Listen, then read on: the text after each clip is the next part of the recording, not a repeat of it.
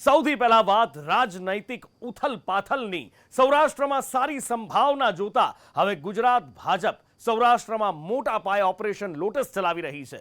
સૌરાષ્ટ્ર કોંગ્રેસના 2 કાંગરા ખેરવી લીધા બાદ હજી પણ કેટલાય નેતાઓનો ડોળો છે. ઓપરેશન લોટસથી ભાજપ એડી ચોટીનું જોર લગાવી રહી છે. અમરીશ ડેરને સાથે રાખી રાજુલામાં ભરતી મેળાનું આયોજન કર્યું, જ્યાં સભા સંબોધી ભાજપ નેતાઓએ માહોલ બનાવ્યો. પણ ભાજપ માટે સૌરાષ્ટ્ર મહત્વનું કેમ છે અને આખરે 7 વર્ષ પહેલા જે 48માંથી 28 બેઠકો ઉપર કોંગ્રેસનો કબજો હતો, ત્યાં હવે સમ ખાવા પૂરતી 1 બેઠક કેમ? આવા હાલ કેમ થયા કોંગ્રેસના? આખરે શું છે આની પાછળના કારણો અને ગણિત? સૌથી પહેલા એ જુઓ. જે વ્યક્તિઓ તમારા ધર્મનો વિરોધ કરે ને ભેગા રહી કેમ એકો ભાઈ? આખા ગુજરાતમાં તમે કોઈને જાહેરમાં આમંત્રણ આપ્યું તો ફક્ત અમરીશ ડેરને આપ્યું હતું. ગુજરાત માટે ભાજપનો ટાર્ગેટ ફિક્સ છે. લોકસભામાં ભાજપને 26 બેઠકો જીતવાની ચિંતા નથી. ચિંતા છે તો માત્ર ને માત્ર 5 લાખના જંગી લીડની, અને તે મેળવવા માટે ભાજપ એડી ચોટીનું જોર લગાવી રહી છે. જેના માટે ભાજપે આજે સૌરાષ્ટ્ર કોંગ્રેસના વધુ એક નેતાની વિકેટ લઈ લીધી છે. માણાવદરથી કોંગ્રેસના ધારાસભ્ય અરવિંદ લાડાણીએ રાજીનામું આપી ભાજપનો ખેસ અને ટોપી પહેરી લીધા છે. કારણ બીજું કંઈ નથી, મારા વિસ્તારના વિકાસના કામ માટે અને મારા જે કાર્યકરો મતદારો છે આ લોકોની લાગણી હતી કે સરકાર સાથે રહીએ તો કામ સારા થાય અને વધુ થાય. આ હિસાબે મારા વિસ્તારના વિકાસને નજરમાં રાખીને મેં રાજીનામું આપ્યું. ભાજપ જ જતા હોય છે બધાય, કારણ કે અહીં સામે પક્ષ ભાજપ જ છે.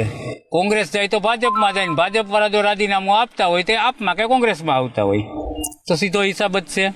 લાડાણી મોઢવાડિયા જૂથના નેતા મનાય છે, ત્યારે તે ભાજપમાં આવશે તે નક્કી હતું, પણ ક્યારે આવશે તે નક્કી નહોતું, જે હવે ભાજપનો ખેસ પહેરી ચૂક્યા છે. આ સાથે મહુવાના પૂર્વ ધારાસભ્ય કનુ કલસરિયાએ પણ ભાજપમાં જોડાવાનું નક્કી કર્યું હતું અને તે ભાજપમાં જોડાઈ ગયા છે. આ પહેલા સૌરાષ્ટ્ર કોંગ્રેસના 2 નેતા અમરીશ ડેર અને અર્જુન મોઢવાડિયાએ પણ ભાજપની ટોપી અને ખેસ પહેર્યા છે. ભાજપમાં પ્રવેશતાની સાથે જ આ નેતાઓના સૂર પણ બદલાઈ ગયા. સાથે હવે આ નેતા શક્તિ પ્રદર્શન પણ કરવા લાગ્યા છે. અમરીશ ડેરે પોતાના ગઢ રાજુલામાં એક ભાજપની ભરતી મેળાનું આયોજન કર્યું હતું, જેમાં કાર્યકરોમાં જોમ ભરવા નેતાઓએ ધારદાર ભાષણ કર્યું હતું. સૌથી પહેલા અમરીશ ડેરે ભાજપમાં બોલવા નથી દેવાતા તેવો ભ્રમ દૂર કર્યો હતો. આદરણીય અમિતભાઈની સૂઝબૂઝ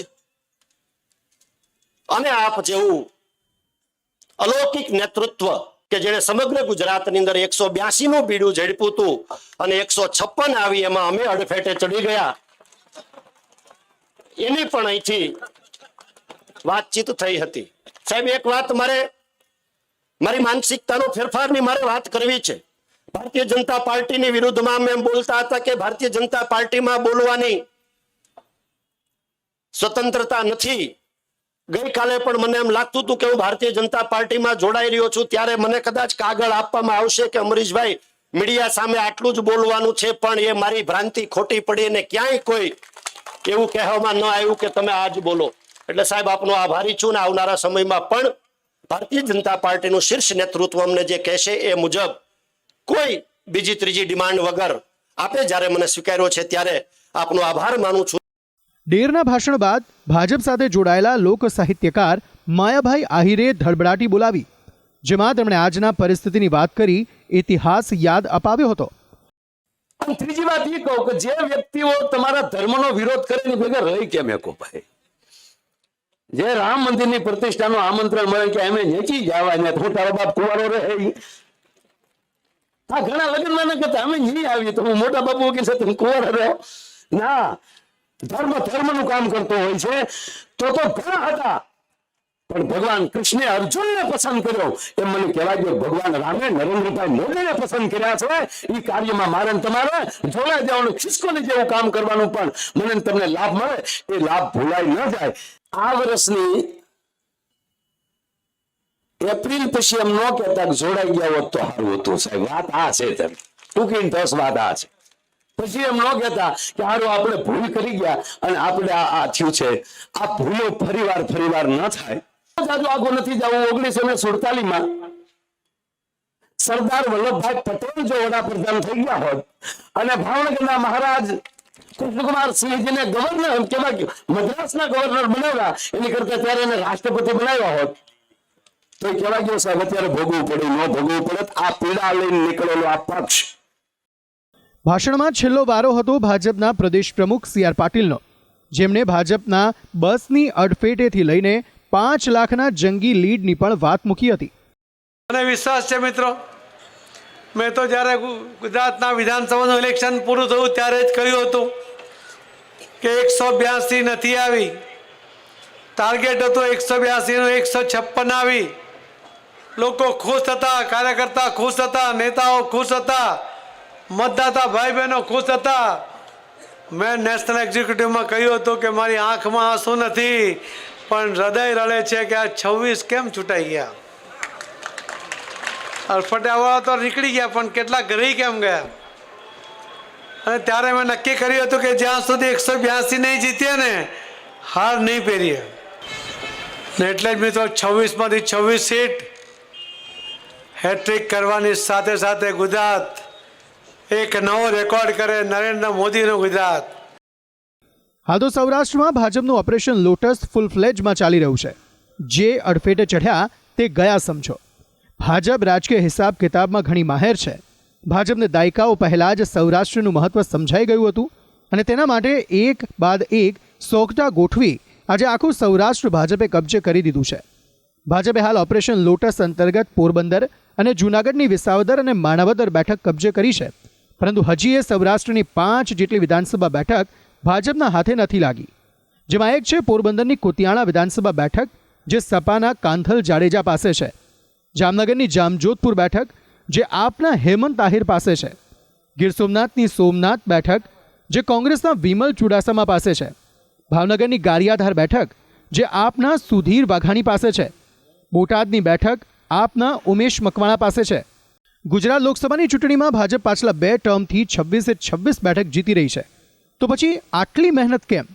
ગુજરાતમાં ભાજપ મજબૂત સ્થિતિમાં છે તો પછી ઓપરેશન લોટસની જરૂર કેમ? ઓપરેશન લોટસ જરૂરી એટલા માટે છે કે ભાજપ આ વખતે કોઈ પણ કચાશ રાખવા નથી માંગતી.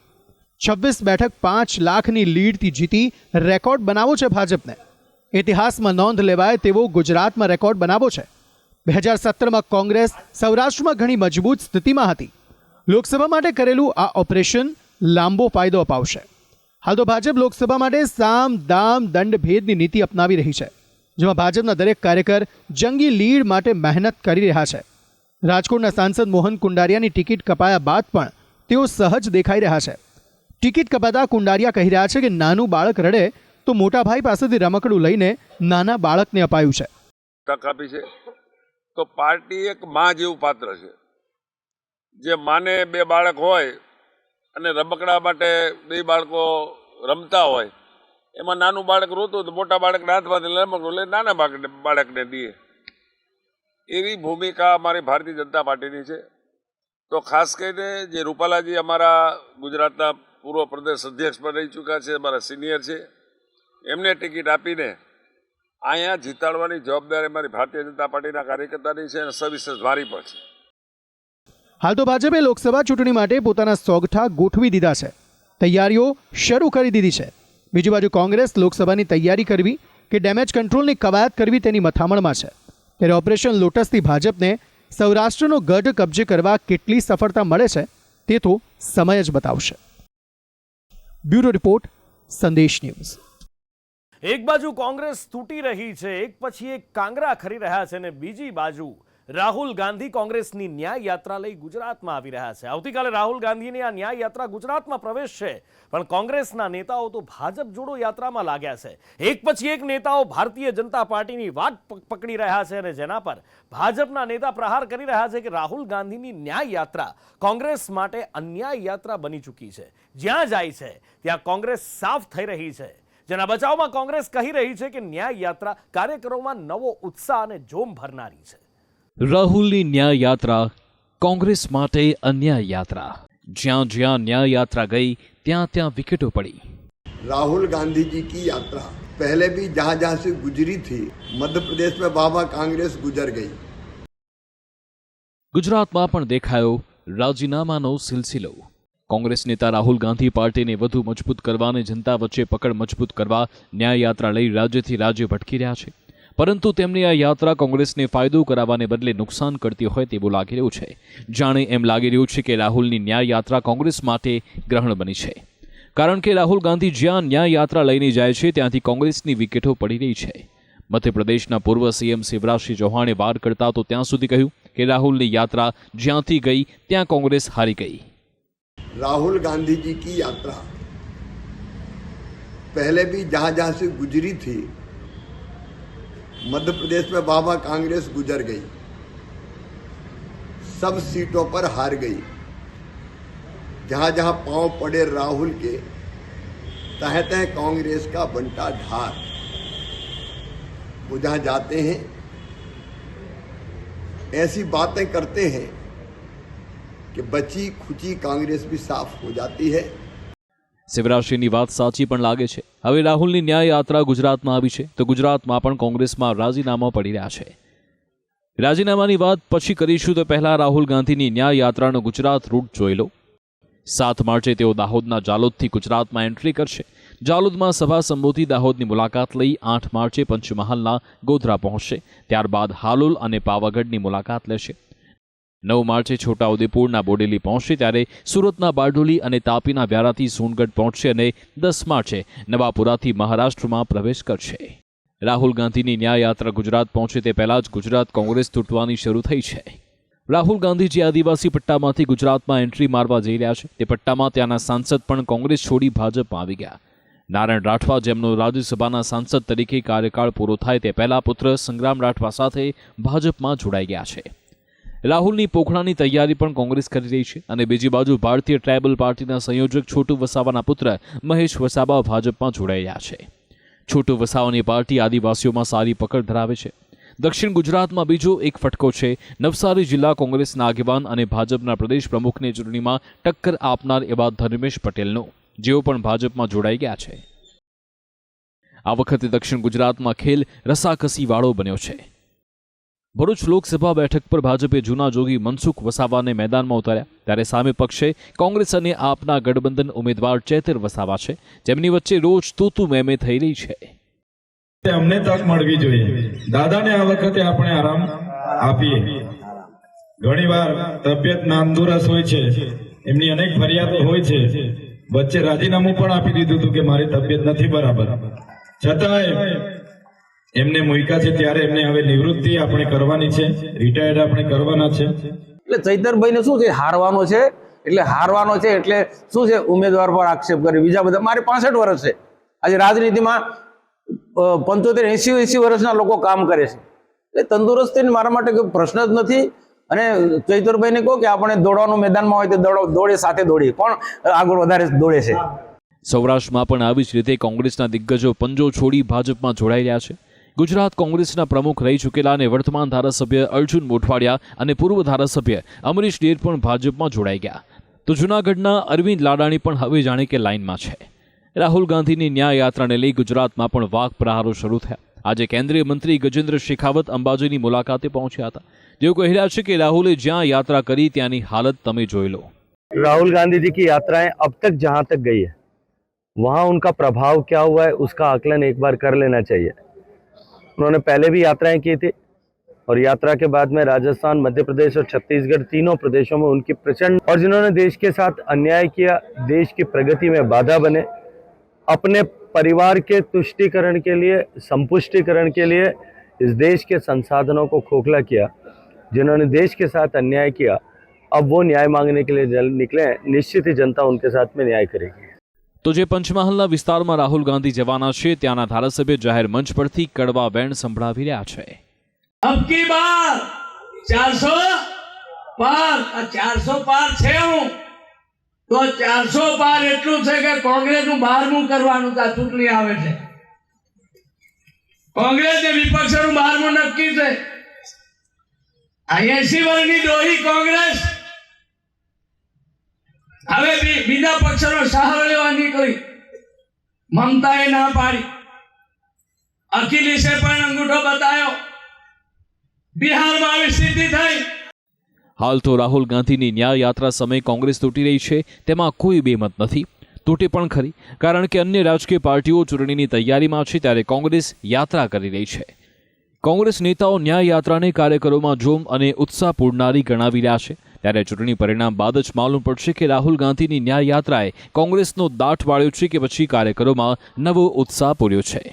બ્યુરો રિપોર્ટ, સંદેશ ન્યૂઝ. તો આ બધા વચ્ચે આરોગ્ય મંત્રી અને રાજ્યના પ્રવક્તા મંત્રી ઋષિકેશ પટેલે કોંગ્રેસ પર પ્રહાર કર્યા છે. ભારત જોડો ન્યાય યાત્રા લઈને રાહુલ ગાંધી આવી રહ્યા છે, ત્યારે એમનું કહેવું છે કે ન્યાય યાત્રા પહેલા રાહુલ ગાંધીને અનેક ચેલેન્જીસમાંથી પસાર થવાનું છે. રાહુલ ગાંધીને કોંગ્રેસની વિચારધારા પણ ખબર નહીં હોય ત્યાં સુધીના એમણે પ્રહાર કરી દીધા. સાથે જ એમણે કહ્યું કે કાર્યકર્તાઓને કોંગ્રેસની વિચારધારા પણ ખબર નહીં હોય. કોંગ્રેસની વિચારધારા પર રાહુલ ગાંધી બે વાક્યો પણ નહીં બોલી શકે. કેવળ તડજોડની રાજનીતિ, કોઈ પણ વિચાર કે કોઈ આઈડિયોલોજી સાથે ક્યારે પણ કોંગ્રેસને કોઈ લેવા દેવા નથી. હું તમને ચેલેન્જ આપું છું, કોઈ પણ કોંગ્રેસીને તમે પૂછો કે ભાઈ કોંગ્રેસની વિચારધારા શું, 2 લીટીમાં જો બતાવી દે. ઇવન તો રાहुल गांधी ने जैन पूछो कि आपकी कांग्रेस की विचारधारा क्या है, मैं पक्का दावे से कह सकता हूं कि क्या आइडियोलॉजी है वो नहीं बता सकते. हमारे अदने से अदने कार्यकर्ता को आप पूछिए कि भारतीय जनता पार्टी की विचारधारा क्या है, तो श्यामा प्रसाद मुखर्जी, पंडित दीनदयाल उपाध्याय से लेके आज तक 1950 થી આજ સુધી જે પણ પ્રકારની અમારી વિચારિક રાજકીય યાત્રા રહી છે એમાં ક્યાંય વિચારધારામાં આખું પાછું નથી કર્યું. આ બાજુ ચૂંટણી પંચે રાહુલ ગાંધીને સલાહ આપી છે. રાહુલ ગાંધી માટે ચૂંટણી પંચે એક એડવાઇઝરી આપી છે કે પીએમ વિશે રાહુલ ગાંધી બોલવામાં ધ્યાન રાખે. તથ્ય વિના રાહુલ ગાંધી પીએમ વિશે ન બોલે એવી સલાહ આપવામાં આવી છે. ભૂતકાળની અંદર માનહાનિના કેસનો સામનો પણ રાહુલ ગાંધી કરી ચૂક્યા છે વડાપ્રધાન વિશે નિવેદન કરવામાં. ત્યારે આ વખતે ચૂંટણી પંચે રાહુલ ગાંધીને સલાહ આપી છે કે બોલવામાં જરા સંયમ રાખજો, ધ્યાન રાખજો.